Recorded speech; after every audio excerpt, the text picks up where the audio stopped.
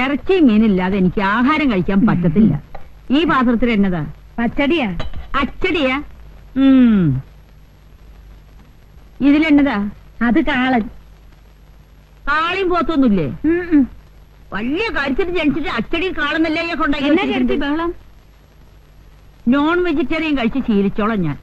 എനിക്ക് വെജിറ്റേറിയൻ കഴിക്കാൻ പറ്റില്ല എന്നറിയാലോ. കത്രീന ചേർത്തിക്ക് നോൺ വെജിറ്റേറിയൻ കിട്ടിയ പോരെ? ആ അത് മതി.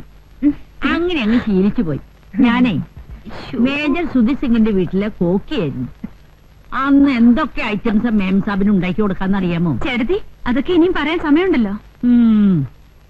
ഞാൻ കിച്ചണിൽ കയറുമ്പോ മേം സാബും കയറും. അതെന്തിനാ? കുക്കിംഗ് പഠിക്കാൻ. ആഹാ. എന്തൊക്കെ ഐറ്റംസ് എന്നറിയാമോ? എന്തൊക്കെയാ? ക്രീം ഓഫ് മഷ്റൂം സൂപ്പ്, സുക്ക് പിസ്ത, ബ്രെയിൻ കൂപ്രെ. അതെന്തുവാ? അയ്യോ, ബ്രെയിൻ കൂപ്രെ, ബ്രെയിൻ കൂപ്രെ, പോർ പിന്താലു, മസാല ബാത്ത്. ഇതൊക്കെയാണ് ഞങ്ങൾ സാധാരണ ഉണ്ടാക്കുന്ന ഐറ്റംസ്. ഇതൊന്നും ഇവിടെ കിട്ടില്ലെന്നറിയാം.